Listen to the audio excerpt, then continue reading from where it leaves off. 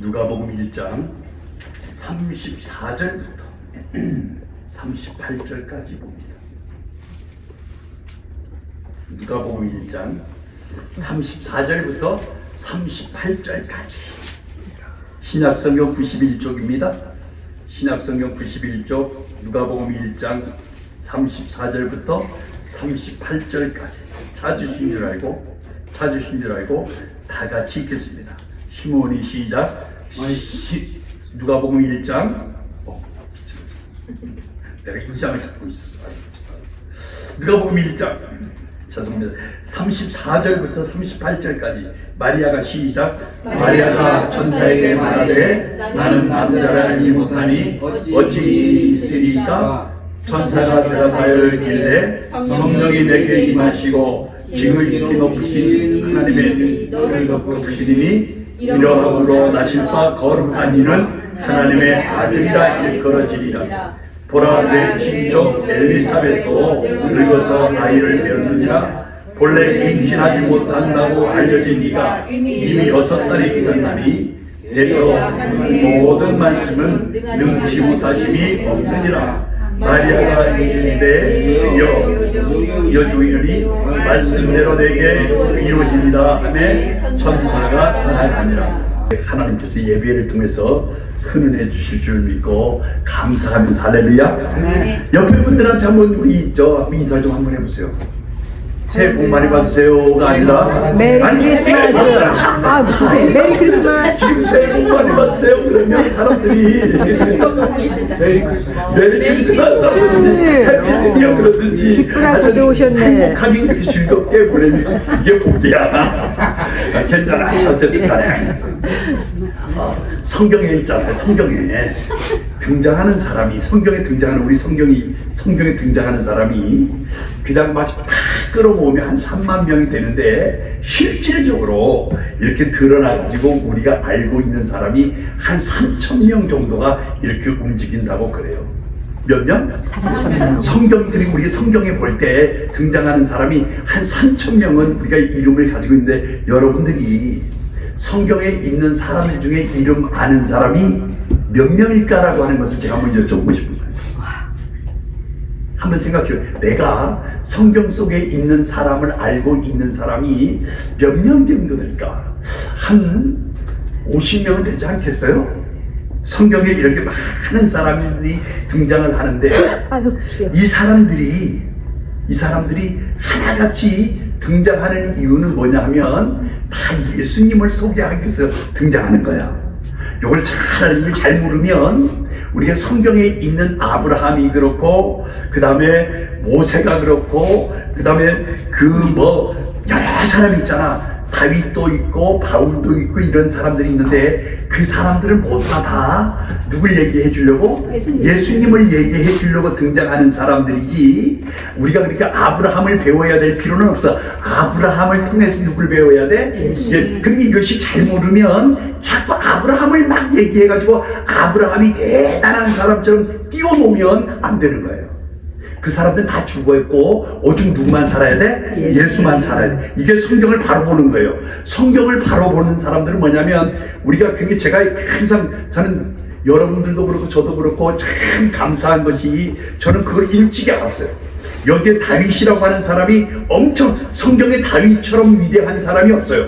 그런데 다윗이 위대하지만 다윗을 통해서 하나님 예수 그리스도를 갖다가 소개하려고 다윗이 등장하는 거지.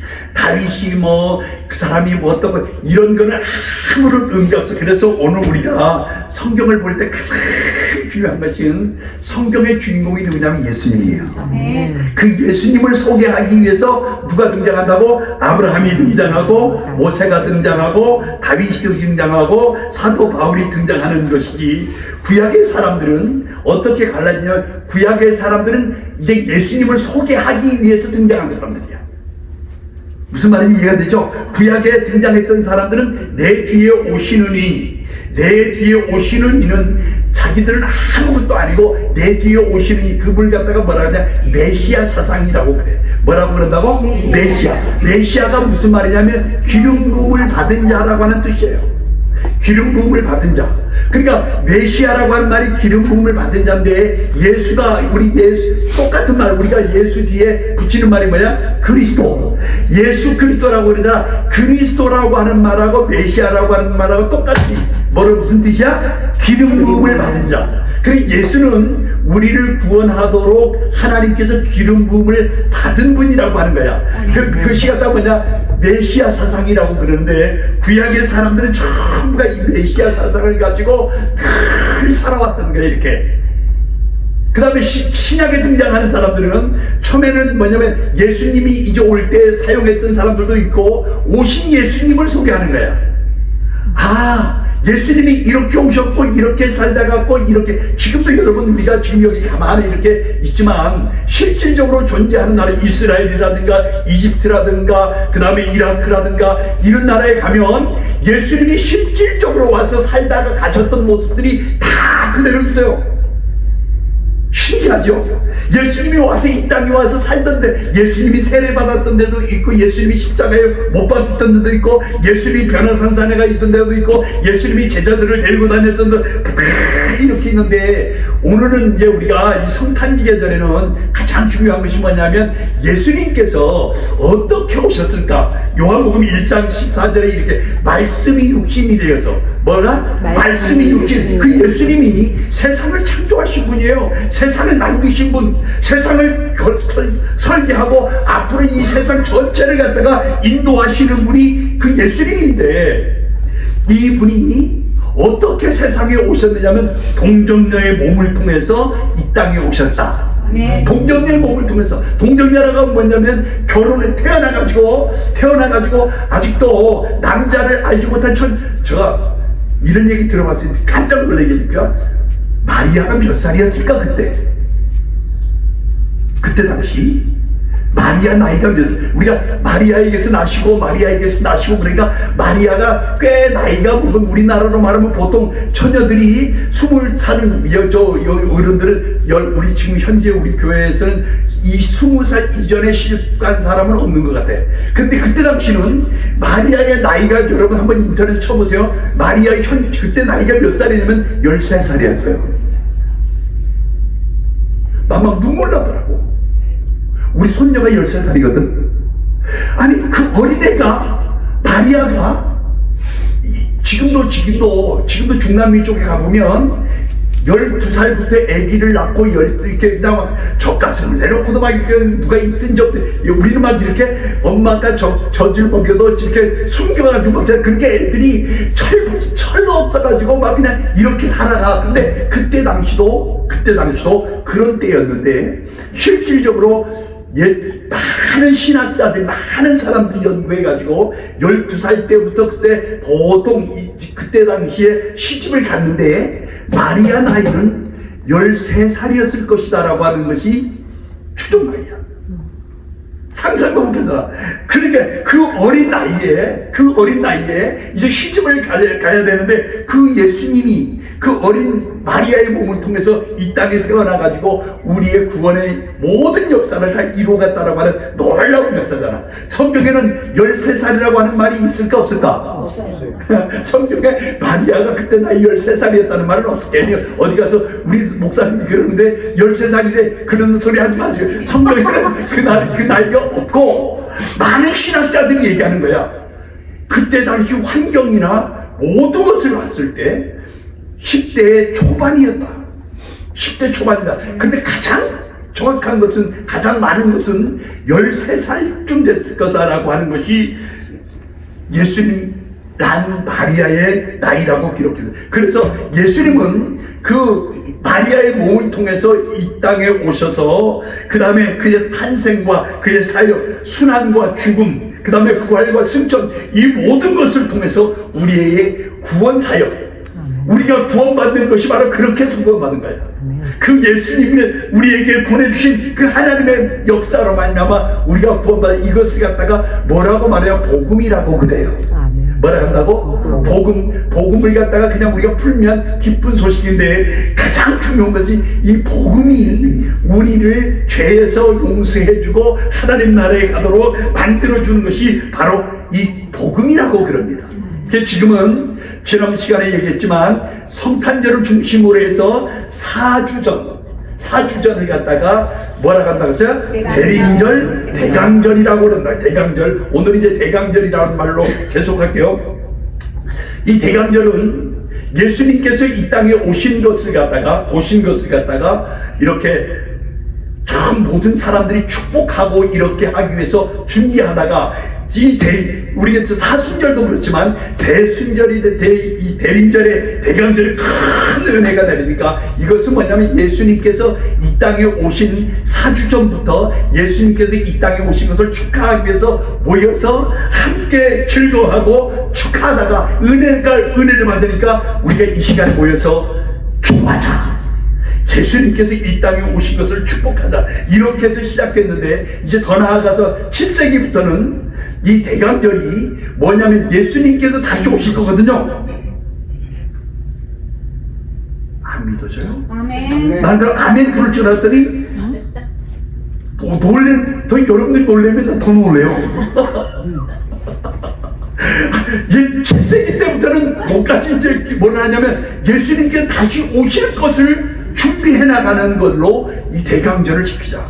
그래서 이제 지금 우리가 대강절이라고 하는 것을 갖다가 지키는데 이 대강절은 단순히 성탄을 준비하고 성탄을 맞이하기 위해서 하는 것뿐만 아니라 다시 오실 주님을 맞이하는 그런 준비 기간으로서 만들어 간다. 대강절의 뜻이 뭐냐면 애드벤트라고 해가지고 다시 온다, 도착한다라고 한 뜻을 가지고 있는 것이 대강절이에요. 로마의 사람들이 이 대강절이라고 하는 것을 갖다가 막 이렇게 만들어 가서 지킬 때 얼마나 핍박이 심했는데, 여러분 지금 조금 전에 제가 얘기했던 것처럼 지금도 이 모르는 사람들은 대강절이라고 하는 것이 뭔지도 모르고 그냥 이렇게 지내지만, 오늘 우리는 예수님을 아는 사람들로서 예수님이 이 땅에 오시기 4주 전부터 우리는 그 주님을 모신다. 이것이 어디에서 나오냐면 그 어드벤트라고 하는 것이 어디에서 나왔느냐면 이렇게 해서 나왔다고. 높은 사람이, 제가 군대에 있을 때 사단장 있는 데서 군대 생활을 했는데, 저는 사단장이 직접 부대에서 그 군대 생활을 했는데, 군단장이라든가 높은 사람이 우리 부대를 방문하면 그때 제일 먼저 하는 게 뭔지 알아요? 청소하죠. 그냥 그 사람들 오는 거 좋을까 나쁠까? 그렇게 나빠요. 위에 사람이 방문한다라고 하는 것이 얼마나 싫은지 하면, 그러면 뭐부터 하면 청소부터 하고 막 그냥 딱 갈고 닦고 막 이렇게 해야 되는데, 예수님이 오시는 것을 바로 그분의 방문 히즈 어드벤트라고 해가지고 그분의 방문을 갖다가 말해주는 것을 갖다가 이 대강절이라고 말했어요. 처음에 그렇게 해가지고 시작된 것이, 오늘 우리도 그분의 오시는 것을 갖다가 이렇게 우리 가운데 찾아오시는 주님을 갖다가 맞이하는데, 오늘 이제 우리는 그분 예수님께서 이 땅에 오신 것을 갖다가 준비해 나가는 이 대강절에 하나님의 놀라운 은혜와 축복이 있게 되기를 주님의 이름으로 축원합니다. 그래서 이 대강절은 예수님께서 우리 죄를 위해서 처음에 오신 것은, 예수님이 이 땅에 오신 것은 우리의 죄를 용서해 주시고 우리 죄를 갖다 다 사해 주기 위해서 이 땅에 오셨어요. 다시 오실 주님은 죄 때문에 오는 게 아니라 이 세상의 만왕의 왕으로 오십니다. 만주의 주로 오십니다. 그래서 예수님을 알지 못하는 사람들은 전부 다, 이렇게 표현하면 너무 잔인하다고 말하는지 모르지만, 지옥 갑니다. 예수님께 다시 오시는 그날에는 예수님을 믿고 예수님을 따르는 사람들은 천국으로 가지만, 예수님을 알지 못하는 사람들은 지옥 갑니다. 그러니까 우리가 예수님께서 재림하면 막 엄청난 천사장의 나팔과 함께 예수 믿는 사람들이 막 이렇게 가면 너무너무나 엄청난 일이 벌어지는데, 그렇지 않은 사람들은 전부 다 그 시간에 어디로 가느냐? 지옥 가는. 제가 언젠가 얘기했잖아요. 지옥 가는 사람은 마치 뭐와 같으냐면, 구제역이 걸렸을 때, 구제역이 뭔지 알죠? 돼지에게 닭에게 AR 조류독감이라고 그래. 닭한테 걸린 거는 그 돼지에게 걸린 것을 갖다가 구제역이라고 그러는데, 제가 촌사람이니까 잘 알잖아. 잘 들어보세요. 구제역이 걸리면, 여기서 구제역이 걸리면 4km 근방에 4km 반경에 무조건 거기에 있는 짐승들은 다 갖다 끌어붙습니다. 안 걸렸어도 상관없어. 한 사람이 졸면 옆에 사람이 막 졸려가는 거야, 이렇게. 그런 것처럼 한 사람이 전염병에 걸리면 다 주위에 몇 킬로까지? 4킬로까지. 그러니까 우리 집에서 구제역이 걸리면 4킬로 반경에 있는 모든 돼지들은 다 폐기시키는 거야. 그러면 그 멀쩡한 돼지를 갖다가 어떻게 폐기시켜? 구덩이를 팍 파가지고 갖다가 덤프처럼 들어버 이렇게. 지옥 가는 사람은 그렇게 합니다.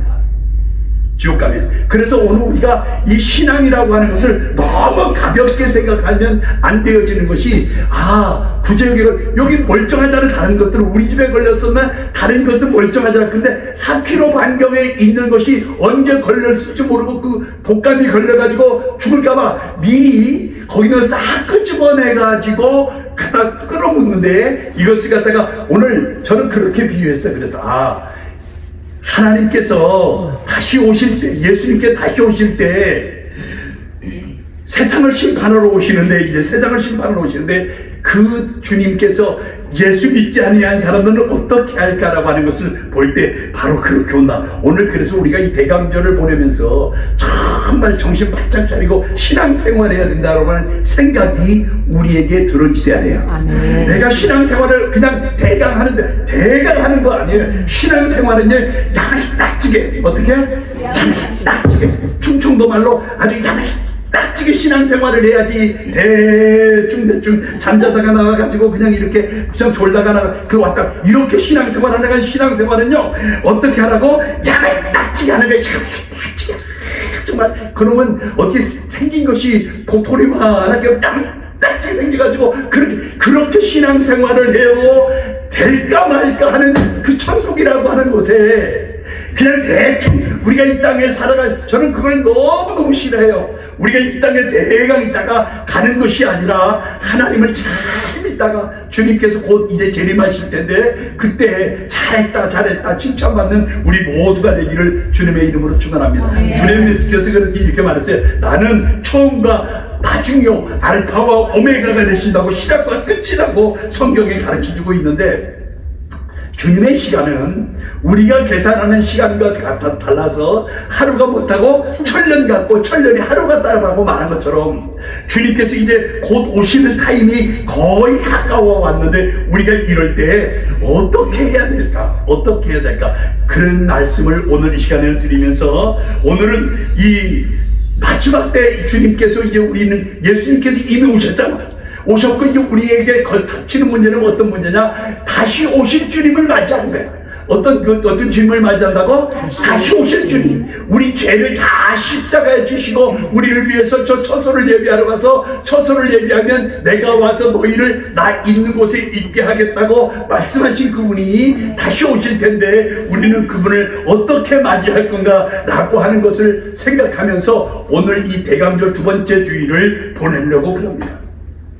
구약의 사람들은 전부 다 무슨 사상을 가지고 있었냐면 메시아 사상, 조금 전에 얘기했죠? 메시아 사상이 한마디로 뭐냐면, 장차 그분이 오셔가지고 이스라엘 나라가 막 어렵게 참 400년 동안이나 선지자 없이, 우리가 성경을 보면 여러분 말라기서 마태복음하고 말라기 성경, 구약 성경 맨 마지막이 뭐요? 말라기. 신약 성경 처음에 뭐요? 마태복음. 요 기간이 400년의 기간입니다. 신약 성경적으로 말하면 요것을 갖다가 신학교에서 뭐라고 배우냐? 중간사라고 배워요. 중간사. 그런데 흑암의 시대. 쉽게 말하면 선지자가 이제 없고 하나님의 말씀을 들려주는 사람도 없는 그런 시대를 갖다 흑암의 시대라고, 그래서 요걸 중간사라고 말하는데, 이것이 우리 성경에 보면 마태복음하고 그 다음에 말라기하고 그냥 바로 옆에 넘기면 한 장 차이지만 이것이 400년의 기록을 빼놓고 있는데, 그때 당시에 그 사람들이 날마다 어려우니까, 상황이 어려우니까 기름 부음을 받은, 조금 전에 얘기했던 메시아를 갖다가 늘 고대하고 살았는데, 그때 보라, 처녀가 잉태하여 아들을 낳을 것이요 그 이름을 임마누엘이라 하리라. 이것이 구약 성경에 다 예언된 말이에요. 그 예수님은 그냥 이렇게 아무한테나 막 태어나는 게 아니라 이사야서에 보면 그가 어디서 태어나? 이새의 가족에서 태어난다. 이새의 가정에서 태어난다. 그가 어디서 태어났냐? 베들레헴에서 탄생한다. 그가 어떻게 탄생한다라고 하는 것이 다 기록되어 있어요. 우리가 성경을 몰라서 그렇지 성경을 알면 예수님은 이렇게 태어난데 이것을 갖다 모든 사람들이 다 기록하고 있어요. 조금 전에 얘기했어요. 근데 성경에 보면 그 예수님께서 이 땅에 탄생한다라고 하는 것을 왜 그렇게 기다렸느냐면 어려웠기 때문에, 또 그 다음에 그 나라가 로마의 식민지로 있었어. 그때 바벨론, 이스라엘이라고 하는 나라는 우리같이 좋게 되어진 나라가 아니라 하나님께서 얼마나 욕심이 많으냐면요, 이 이스라엘의 나라를 두고서 이것을 갖다 말을 안 들으면 주변에 있는 강대국을 통해서 이스라엘을 막 공격하게 만들어. 이스라엘 정신을 바짝 차리고 신앙생활하면 하나님이 주변에 있는 나라들로 하여금 막 축복해 주도록 만들어. 이것이 하나님의 법이에요. 지금도 마찬가지. 여러분, 지금 이스라엘이라고 하는 나라 조그만 나라잖아. 이스라엘이라는 나라가 디아스포라서 내국에서 사는 사람하고 본국에 사는 사람과 다 합쳐가지고 1,500만 명밖에 안 돼요. 지금도 1,500만 명. 그런데 저 이스라엘 중에서 그 본토에 700만 명 정도 살고 밖에 나가서 디아스포라로 사는 사람이 약 800만 명. 그 중에 한번 이거 인터넷 다 나오는 얘기야. 그 중에 미국에 살고 있는 사람이 650만 명이에요. 650만 명. 650만 명의 디아스포라들이, 이스라엘 디아스포라들이 얼마만큼 힘있고 얼마만큼 이 미국을 움직이고 있는 사람들이 누구라면 디아스포라 유대인들이에요. 우리는 부정 안 하죠. 그럼 미국이라고 하는 나라는 우리 세계에 가장 주목받고 있고 세계가 주목하고 있는 나라가 어느 나라야? 미국이잖아. 그럼 결국에는 그 0.2%, 쉽게 말하면 미국 전체 인구의 0.2%밖에 되지 않는 1,500만 명이 세계를 움직이고 있다고 해도 틀린 말이 아니다라고 하는 거예요. 그 하나님께서 이스라엘이라고 하는 저 나라를 통해서 뭘 갖다 우리에게 가르쳐 주느냐 하면, 하나님은요, 이 이스라엘에 관심이 있지. 보세요. 잘 들어보세요. 하나님하고 저 이스라엘 나라하고 미디안하고 싸워가지고 미디안이 이겼어요. 그러면 하나님이 미디안을 좋아할까? 이스라엘을 좋아할까? 이스라엘. 어떻게 알았어요? 하나님이 블레셋하고 이스라엘을 싸워가지고 블레셋이 이겼어. 그래도 하나님의 관심은 어디냐면 이스라엘에 있는 거야. 이 너네들이, 내가 너네들한테 고통을 줘서라도 이 주변에 있는 강대국들이 이스라엘의 정신을 바짝 차리고 신앙생활 잘하도록 만들어주기 위해서 그 강대국을 쓰시는 거지. 이스라엘을 하나님은 한 번도 버린 적이 없어. 여기 이스라엘이라고 하는 그 나라뿐만 아니라 예수 믿는 사람들을 성경에는 제2의 이스라엘, 영적인 사람들이라고 말해. 하나님은요, 예수님을 알고 예수님을 믿고 따라가는 사람들에게 관심이 있지, 예수님을 알지 못하는 사람들은 전혀 하나님의 관심이 없다니까요. 하나님의 관심은 오직 누구에게 있다? 이스라엘이다. 하나님의 관심은 누구에게 있다? 이스라엘이다. 하나님의 관심은 이스라엘, 내가 이스라엘. 예수님을 구주로 영접하고 예수님을 믿고 따라가는 사람들이 이스라엘. 하나님의 자녀라고 하는 것이 그냥 우리가 볼 때 아무것도 아닌 것 같지만, 하나님의 자녀가 이렇게 돼. 지금도 마찬가지로 역사 가운데 쭉 이렇게 지내올 때 이스라엘이라고 하는 나라는요, 유대인들은 사실은 인구도 그렇게 조그만하고 그 주위에 보세요. 주변에 보면 인구가 얼마만큼 큰 나라, 이집트가 있죠, 이라크가 있죠, 이란이 있죠, 사우디아라비아가 있죠, 시리아가 있죠. 그 나라가 전부 다 누구를 싸고 있어? 이스라엘이라고 하는 조그만 나라를 싸고 있어. 그런데 이스라엘이라는 것들이 없어지지도 않냐고, 딱 걸려가지고 없어지지도 않냐고, 얼마나 두세계 지내고 있는지. 하나님께서 그 이스라엘, 현재로서는 하나님께서 미국이라고 하는 나라를 통해서 누구를 지켜주고 있어? 이스라엘이라고 하는 나라를 지켜주고 있기 때문에 이스라엘이 가장 강대국처럼 이렇게 살아가고 있는 거예요. 여러분, 그래도 우리 성경을 잘 보면 이게 바로 성경적인 것이고, 이것이 바로 신앙적인 것이고, 이것이 바로 우리가 지금 신앙생활을 제대로 잘해야 되는 것을, 이것을 보고 배우라고 하는 거야.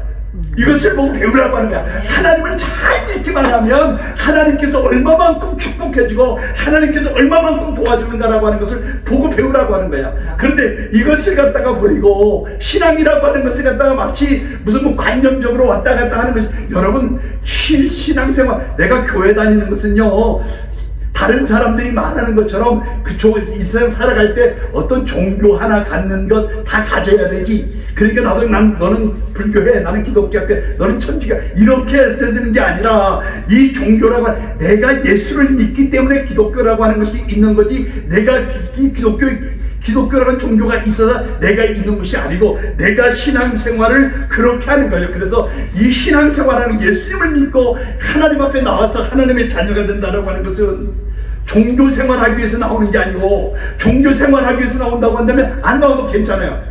여기 그런 데가 아니에요. 여기는 살아계신 주님을 만나고 살아계신 주님이 도와주고 살아계신 주님을 믿고 나아가는 것이 신앙생활이지.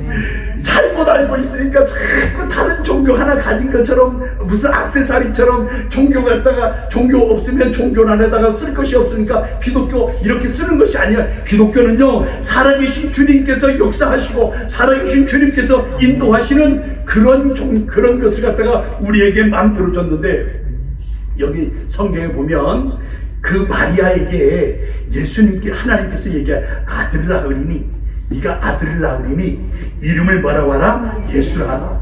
아들을 낳으리니 이름을 예수라 하라. 마태복음 1장 21절에 이렇게 써요. 아들을 낳으리니 이름을 예수라 하라. 그가 자기 백성을 그들의 죄에서 구원하시니라.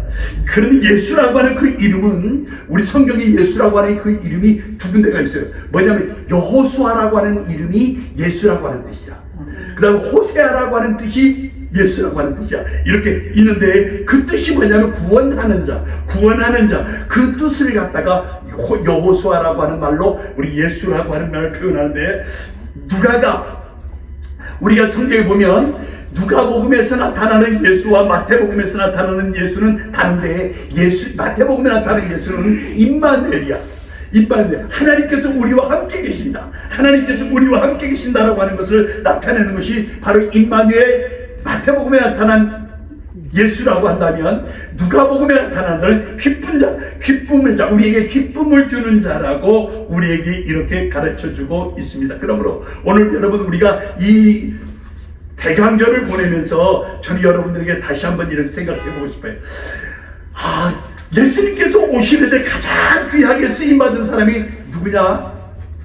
누굴까? 가장 귀하게 쓰임받은 사람? 마리아 아니겠어요? 종 마리아. 마리아는 예수님의 엄마잖아. 천주교에서는 마리아를 굉장히 막 이렇게 엄청나게 막 포장을 해요. 그런데 실질적으로 기독교에서는 그렇게 포장을 하지 않는데, 적어도 우리가 여기서 마리아라고 하는 사람을 갖다 배울 때 잊지 말아야 되는 것이 꼭 있는데, 그 마리아는 성경에 보면 마리아라고 하는 사람이요, 여기 성경에 우리 좀 전에 읽잖아요. 거기 성경에 읽은 것을 한번 보죠. 38절 시작. 마리아가 이르되 주의 여종이오니 말씀대로 내게 이루어지다 하매 천사가 떠납니다. 이 성탄 가까워지면 가만히 보세요. 이 마리아라고 하는 그 사람, 그 당찬 사람이에요. 얼마나 신앙생활을 잘했으면, 우리가 이렇게 봐야 돼. 얼마나 신앙생활을 잘했으면 아무나 갖다가 길거리에 있는 자매를 불러가지고 네가 예수님을 네 몸에서 태어나게, 이렇게 하지는 않았어요. 예수님께서 이것이 성경에 다 이사야서에 기록되어 있다니까. 이런 사람, 동정녀의 몸. 그러니까 쉽게 말하면 이런 사람을 통해서 마리아를 하나님께서 쓰시는데 그 마리아는 이제 정원한 남자가 있다고 그랬어요. 그래서 얼마나 세상에 꿈을 꾸고 이제 행복하게 살아갈 꿈을 꾸고서 신앙생활을 잘하고 있는데, 하나님께서 글을 쓴다고 할 때 얼마나 놀랐겠어요. 나는, 여기 성경에 그러다, 나는 사례를 알지 못한다. 그런데 어떻게 내가 임신을 하느냐, 사례를 알지 못하는데, 그렇게 말할 때 하나님께서 그 마리아에게 놀래지 말게 하기 위해서, 놀래지 않게 하기 위해서 누구를 갖다가 지금 붙잡고 있었냐면 엘리사벳이라고 하는 사람을 붙잡고 있었단 말이야. 엘리사벳과 사가랴는 가정과는, 마리아의 가정과는 6촌가정, 4촌에서 6촌가정에 가까운 친척이네. 여기 성경에 친족이라고 했어요. 친족인데 그 사람은요, 엘리사벳은 나이가 많아가지고 평상시 얼마나 그 엘리사벳이 하나님 앞에 기도했겠어요. 뭘 달라고? 아들을 달라고. 근데 하나님께서 아들을 안 줘. 그래서 내 나이가 먹은 이제 포기했어. 그런데 마리아에게 임신을 하게 해가지고는 마리아가 믿지를 않는 거야. 믿어지지가 않는 거야. 어떻게 내가 아들을 낳냐. 아직도 남자와 관계도 갖지 않았는데. 그러니까 누구를 가르치냐면 네 친족 누구한테 가봐라. 엘리사벳에게 가봐라. 엘리사벳은 이미 임신해가지고 6개월이 됐느니라. 그 쉽게 말하면 처녀가 아들을 낳는 것을 이해를 시키려고 누구냐면 엘리사벳을 들어가 사가랴와 엘리사벳을 통해가지고 이미 임신해가지고 6개월 했다. 여러분, 우리 성경은요 전부 다 이런 기적으로 되어 있는데, 우리가 이 성경을 갖다 볼 때 우리 이성과 우리가 지성과 우리가 배운 것 가지고 성경을 보면 그 빵점이에요. 그런데 너무나 많은 사람들이 성경을 내 지식대로 내 생각대로 믿고 있기 때문에 믿음이 안 생기고 맨날 나면 뭐가 나오는지 그 모양 그 꼴인 거야. 신앙은 내 생각을 버리고 누구의 생각으로? 하나님의 생각으로 세상을 보면, 우리가 볼 때 물이 변해서 포도주가 된다. 가능해? 안 가능해? 안 가능하죠. 이걸 갖다 말하는데 물이 어떻게 포도주 되냐. 그다음 뭘 섞었겠지. 그것을 갖다 물이 포도주 되게 만드는 것이 하나님이라니까요. 물이 파도를 갖다 장jam하게 하는 사람, 죽은 사람을 살린 사람, 병든 사람을 일으킨 사람이 하나님이라고 하는 것은, 나는 못해도, 우리는 못해도 누구는 할 수 있다? 하나님이 할 수 있지. 하나님이 홍해도 가르고 여리고도 가르고 요단강도 가르고 여리고성도 무너뜨리신 분이 하나님이시고, 250만 명이라고 하는 사람을 이끌고 그 광야를 나왔던 사람이 하나님이고, 그 모든 말씀만 하면 다 되어지는 이 하나님을 믿는 사람들은 신앙이 날마다 성장해질 수 있어. 그 내 지식대로, 내가 배운 대로, 내가 가지고 있는 이성대로 만들어가면 절대로 안 돼. 어떻게 처녀가 아들을 낳아? 무슨 일이 있었겠지. 남한테 말은 못해도 무슨 일이 있었겠지. 그렇게 하기 때문에 안 되는 거야. 하나님이면 가능하지. 하나님이면 가능하지가 신앙입니다. 요 부분이 드러날 때, 그래서 나는 왜 이렇게 믿음이 안 자라는지 몰라요. 네 배운 지식 가지고 신앙생활하니까 그래. 우리가 가지고 있는 이성 가지고 신앙생활하기 때문에 그래. 남이 들려주는 얘기가 뭐예요? 그 사람의 머리에서 나온 얘기거든요.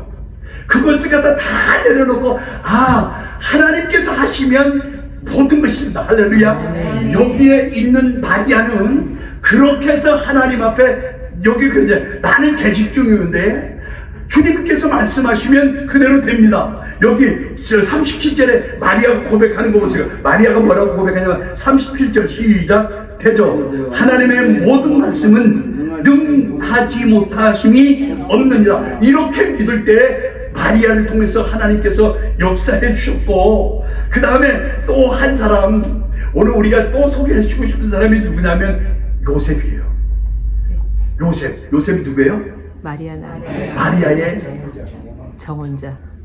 우리 요셉 또 한 사람이 나오는데, 야곱의 11번째 아들로서 요셉의 애굽에 팔려간 사람이 이름이 뭐야? 요셉. 똑같은 사람일까? 틀린 사람일까? 동명이지만 틀린 사람이에요. 그 요셉이 사실 꿈이 박살나버렸잖아. 요 꿈이 정말 실온에 이렇게 이제 한번 여러분들이 한번 의로운 요셉이 한번 해보세요. 나하고 결혼하려고 하는 사람이 이런 얘기를 들었을 때, 이런 얘기를 했을 때 그거를 그대로 받아들일 남자가 있을까 없을까? 그래서 요셉도 성경에 보면 그대로 의로운 사람이라 이거 그러면 그때 당시는 돌에 맞아 죽어야 돼. 여자가 돌에 맞아 죽어야 돼. 왜냐면 남자와 관계도 같이 안 했는데 아기를 가지고 있다라고 하는 것은 다른 남자를 봤다라고 하는 얘기잖아. 그러면 그 나라 법에 돌에 맞아 죽어야 돼. 그래서 여기에도 요셉이 가만히 끊고자 자기가 사랑하는 사람, 정혼한 사람 그 마리아를 죽이고 싶지는 않아. 그냥 모른 척하고 내가 벗어나면 괜찮을 줄 알고 그렇게 벗어나. 그래서 성경에는 요셉을 갖다가 뭐라고 말했느냐면 의로운 사람이라고 그랬어요. 의로운 사람.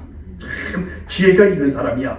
자기 정혼한 여자가 이제 행복을 갖다 주고 저 평생 이제 함께 하면서 살아가야 될 사람이 이렇게 임신했다라고 하는 얘기를 듣고서 요셉도 더 다른 생각을 하지 않고 다른 꿈도 꾸지 않고 이제 그냥 슬쩍 빠지려고 그랬는데 하나님께서 그에게 나타나서 말씀하는 거야. 감정 가르쳐주는 대로 하려고 하니까 성경에 요셉을 갖다가 의로운 사람이라고 이렇게 말했어요. 사랑하는 여러분, 오늘 우리는 요셉처럼 말대복음 1장 19절에 있는데 왜 의로운 사람인가라고 하는 것을 성경에 왜 그 요셉을 의로운 사람이라고 말했는가를 한번 깨닫고 우리가 이 성탄의 계절에 마리아는 가장 예수님이 오시는데 귀하게 쓰신 분이 바로 마리아이고 그 다음에 누구야? 요셉이에요. 왜 그랬을까?